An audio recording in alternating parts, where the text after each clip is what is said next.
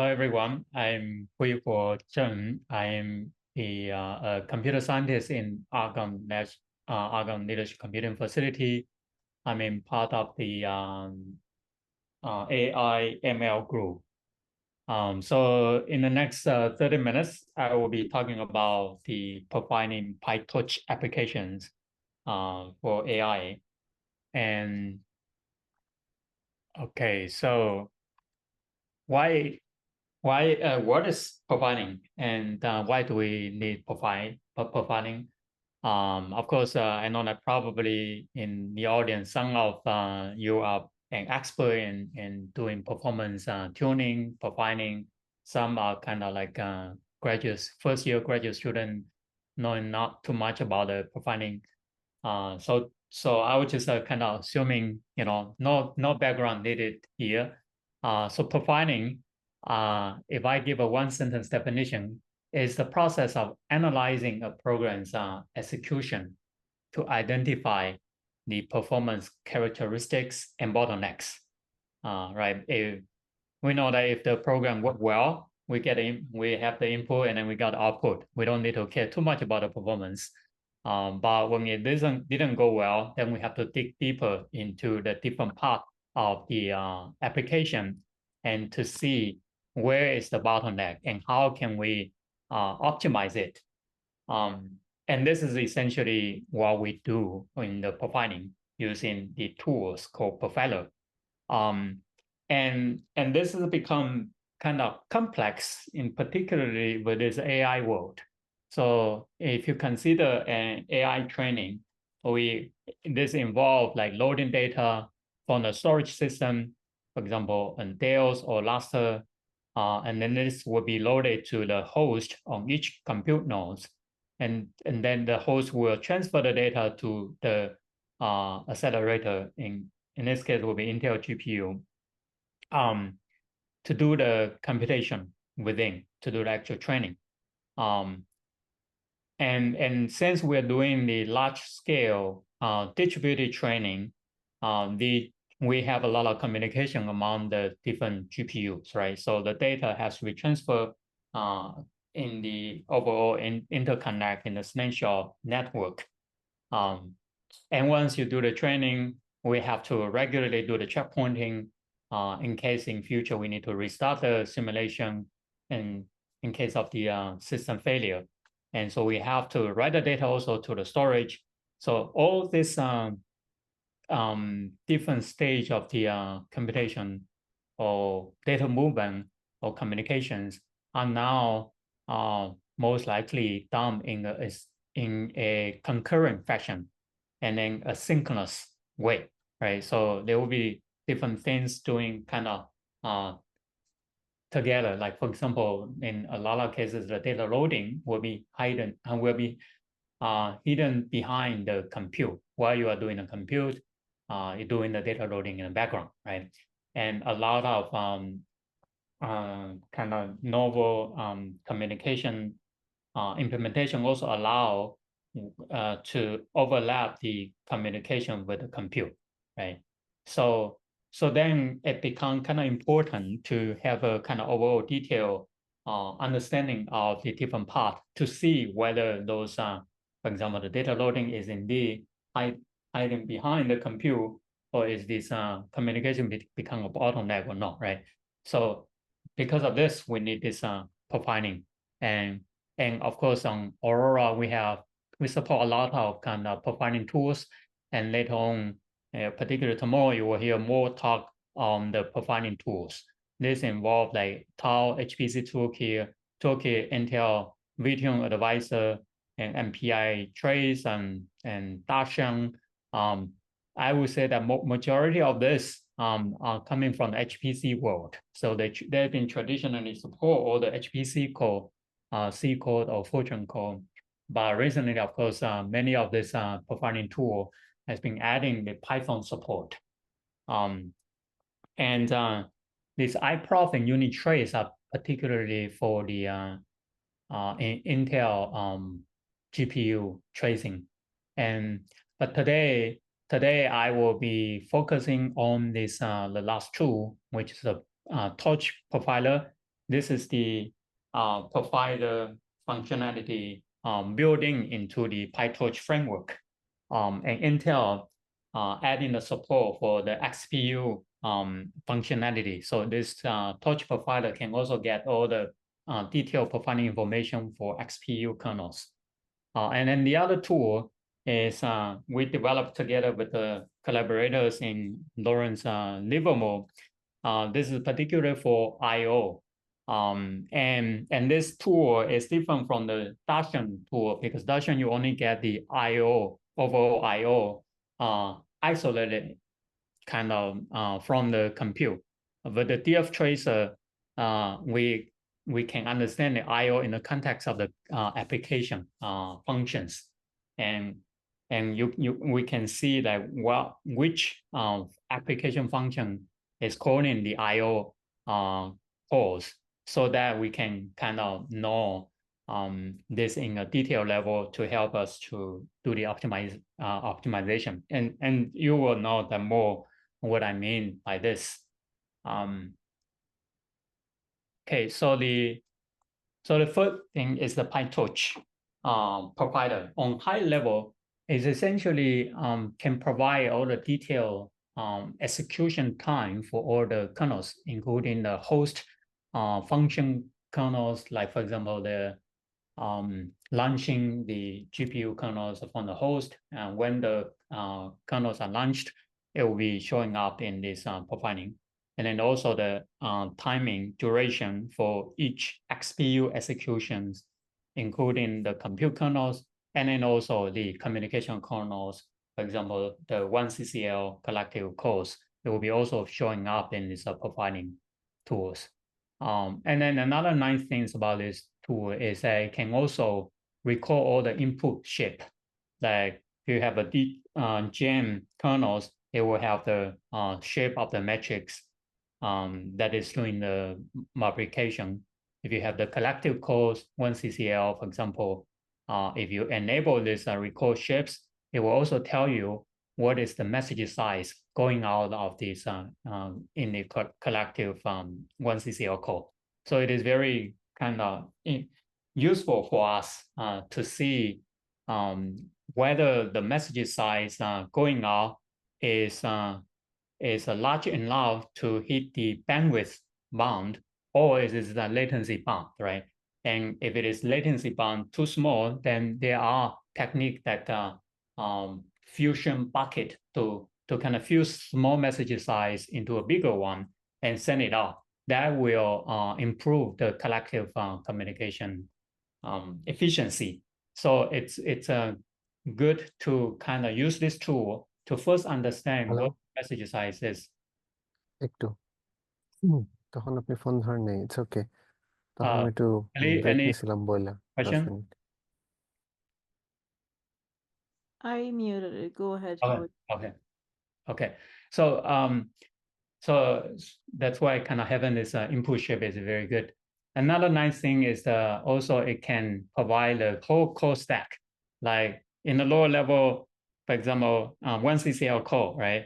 Which are the higher level application functions are calling those collective cores. And if you enable this with stack equal to truth, you will see the whole stack. And later on, if you see the whole timeline trace, you will understand all this. It can also estimate the flux. I personally didn't use that much because I haven't validated everything. I don't trust whether that number that provided estimate is correct or not. But I do have an example provided in a GitHub repo for a matrix multiplication. And then with this flux turned on to be true. And so you can manually calculate and then check with the reported value. And let me know if the two agree or not agree. Just send me a Slack message. And then finally, this is the wonderful thing that I appreciate a lot is the execution timeline. So with all this information, it can be combined together in a timeline view that I can see and then zoom in and then look at all the details. And this is the later on I will show the timeline, but this is how to use this tool. It's very simple. if you already use this profiler on NVIDIA platform, you know that the only difference is that we just change this profiler activity dot CUDA into profiler activity dot XPU. Then you can get this XPU information out. And other things are similar. But if you haven't used that before, basically these are the steps. First, you load this relevant modular from the Torch Profiler, including the profiler activity, the profile function, and then the record function. And so then with this, you create a context and put everything you want to profile in this context, right? And of course, by default, if you don't do record function, it will just it will mark all those functions that is predetermined inside the library. But if you want to have a kind of more detailed, like custom user block of the code, you want to mark that, then you can use the record function. For example, you may have a block of code doing data preprocessing, and then you can say with record function data preprocessing to mark this entire code block to be the data preprocessing, right? Then this data preprocessing will also be showing up into the timeline, right? And if you want to split the training path, for example, to forward pass and backward pass, you can use the record function to group all the lines that refer to the forward pass to be the forward, right? So that will give us kind of better understanding if you want to see a particular block of code or particular function that is not predefined in the library. Then at the end, after this profiling, you can report, and there are two type of report. One is we usually call flat profiling information.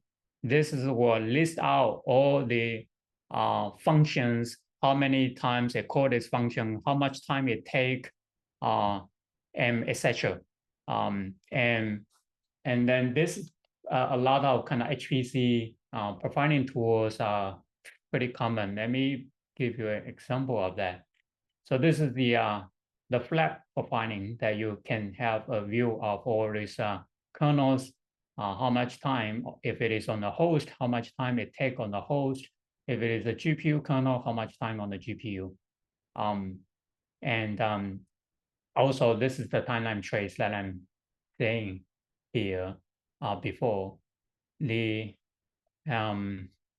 And one thing to know is that when you output the timeline trace, so this is a flat profiling, it basically just print it out on your standard output.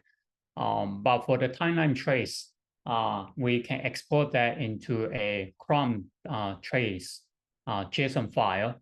And it's important to make sure that different ranks output different trace file, right? So for example, here I mark like different rank will have a different file, so that you can later on either combine the JSON from different ranks into a combined view, or you can see the trace from individual ranks, right?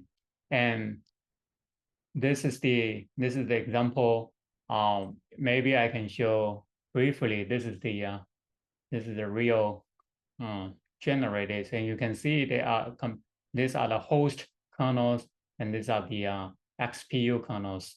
And you can zoom in, zoom out to see the specific kernels, and then also to see the message size. For example, one CCL binding, this is the collective core or collective or reduce, and you can see the input dimensions, right? So this is about 126 megabyte message size, right? So you can know the message size, and if you can also know the gem kernels or the input shape, etc.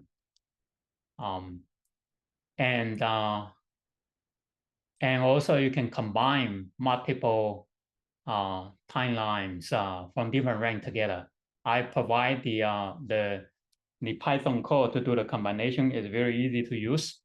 So this is from 4 different ranks you can combine. And this is particularly useful if you have like pipeline and parallelism, different GPU are doing different things at different timeline, right?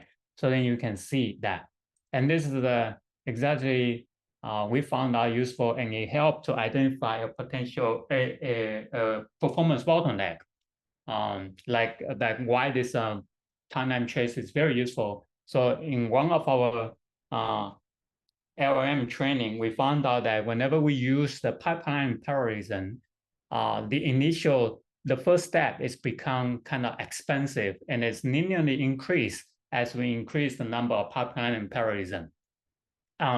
And then eventually, once we see this profiling timeline, we immediately realize that this first step is because whenever the GPU first execute that kernels, it has to have the initialization overhead. The first step is always longer than other time. The second time when execute the same kernel, right? But for the pipeline and parallelism, the issue is that it is executed stage by stage. So that means that all the GPU doing the stage 0 will initialize first. And after that finish, then the second stage will do the initialization. And these are done sequentially. And then, so basically, if you have large number of pipeline in parallelism degree, then the initialization overhead will increase linearly, right? And once we figure out that, then it's very straightforward to fix this issue. Another thing we did was also on the data loading in the Mactron DSP, and we found out that with the recall function, it is pretty useful. We can mark all the functions and then have the overall timeline view, and we can see which particular function is causing the trouble. And eventually, we identify that and then solve the problem. And this eventually resulting a more than 100 times improvement in the data loading part. So these are all quite helpful. Well, there is some existing issues for this XPU profiling information. If you turn that on, it might cause hang for some models. Some models, it might be okay, but some models, they will hang when you go beyond 2 nodes. And so a general suggestion is that if it hangs, then you can just do the XPU profiling on a single node first to get out all the timing information from the GPU kernels. And once you have that information, then you do a multiple node profiling with that XPU turned off. And so that you can do the MPI level or collective communication level. So you combine these two together, you can get an overall information of the whole application. And in the 2 examples that I provided, one is kind of okay when you go beyond multiple node, one is not okay, right? So it's always case by case. And so for single node so far, I found that XPU always work. But for multiple node, it is a case by case study. Okay, so that's the Pytorch Profiler is more for the compute and communication. And this DF tracer is more for the I/O part. And okay, without going too much detail on this, maybe I just show directly this what it looks like, this tracing. It also can generate this timeline view of this I/O, and it's later on I show how to use it. It's very straightforward. It's a Python library, but the overall timeline you can see here. In this particular case, we have the master thread, which is a GPU doing the training, and we have 4. I cut out 1 actually. So I think it was 4 I/O worker loading the data. And so you see the lower level POSIT read here, reading the particular sample. And then you can see the call stack. It is the data loader.get item to call this read. And so you can see the call stack, right? And you also can see that now it looks at this I/O is fast enough. So so to meet the need of the compute, right? So this is the detailed information that we can get with this DF tracer tool. And it's very easy to use. You just install that Python package, and after that, you can decorate this particular parts of the code. So for example, here I decorate the data loader, the pre-processing part, reading the data part, get adding part, and eventually I get all the information. And then this can be visualized by this tool. I forgot to mention this tool is a perfecter tool, can visualize those timeline dynamically. Right? And you can also see all those flag profiling by selecting all this block, and then this you can see all these views. And this again can help to identify the performance bottleneck. For example, why this number of worker is important. And you can see that if I set number of worker equal to 0, basically master thread will do the IO loading, the data loading, and then do the compute. So every time I have to load the data, during that time, GPU will be idle. And then after I have that data, I do the compute, right? Versus that if you have number of worker greater than 0, then the thread will, and the IO will be happening in the background to make it ready for the GPU to do the compute. So that GPU can do the compute, without being idle. However, if your GPU is too fast, then the IO is slow, then IO cannot meet the need. And you can also see that this will be manifest in the timeline with this purple block. Those are kind of idle time that is showing up in the timeline, right? So it's a very, very good for us to identify the bottleneck and then to tune this number of worker to see how large is the number of worker is enough to meet the need of the IO. It also can, this is another example to help identify the bottleneck, is that I think probably some of you know that HDF5 library, if you save the data in HDF5 format, HDF5 has the things called thread safety. Basically, it does not allow two threads to load the file concurrently, even if it is different file, right? So in this particular case, we found out that actually Pytorch is okay. So you can have two p-read or multiple p-read happening at the same time, versus TensorFlow is not okay. Even if you use multiple, like both of the cases, we use 4 IO threads, but for TensorFlow case, you see the p-read at each particular time, only one p-read is happening. The other p-read has to wait until that particular p-read finish, then you can do the p-read, right? So this is the thread locking issue. Why Pytorch is okay, TensorFlow is not okay, because of the way they're creating the thread. The Pytorch is actually using the process, not this thread. But so the different way of doing things eventually causing this. The Pytorch is a way to avoid this thread locking in the HDF5 library. So this is very nice to kind of see it clearly with this DF tracer, right? And another thing, nice thing is that because all of the two tool mentioned, and even other tools like I think now even Tau and unit trace, they can all provide this timeline file. And so it's very nice that we can merge them together into a single timeline. And so this one, we can merge this Pytorch Profiler trace where you have all the compute information together with this DF tracer, that you have the IO, right? So you can get an overall view. And so you can see when is the forward path, when is the backward path. And this is the commands to do the merging. And the tool is in here in my GitHub repo. And if you install this one, is called merge trace. You do the input, you just provide the input that you want to merge. The output is a combined JSON file. And this can merge traces from different ranks. The same trace, for example, in this particular case, I merged the torch trace, timeline trace from different ranks. and then you can combine together, right? The example that I showed before, this is the merge from the 4 different ranks. And then you can also merge from different kind of profilers. You can merge the timeline from the torch versus the DF tracer or unique trace. You can all merge them together into one JSON. Because of the recent development, I just recently found out that if you merge this DF tracer with torch timeline, maybe need to do some realignment because of the timestamp, different format of the timestamp. In the past, it was okay.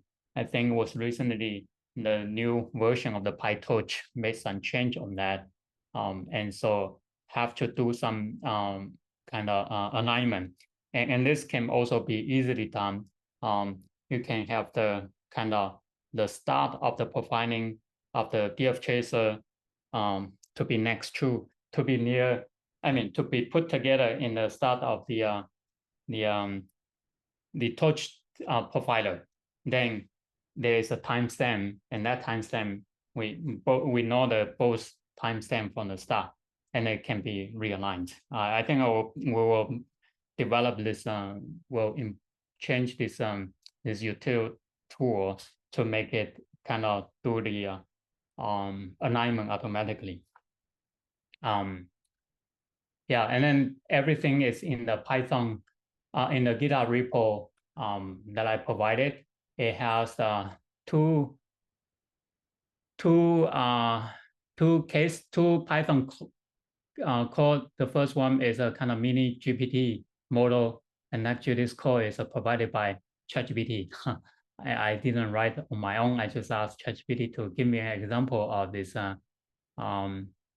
the mini GPT, and it's a mini transformer model. You can specify the number of layers, hidden dimension, etc. And then I provide a test data set from Shakespeare's writing, and yeah, and you can take a look, and it has all the profiling lines being added. So, and the other one is matches multiplication using the Pytorch D-tensor. The submission script for Aurora is provided here also. Just one thing to notice that I create a virtual environment which you all have have access. I install all the dependent library there, and the dependent library are here. And I think that's it. Yeah. So feel free to try, and then if you have any kind of questions, you can contact me in the Slack. If you need any help of how to kind of change your code to use your profiler in your applications, we are more than happy to help.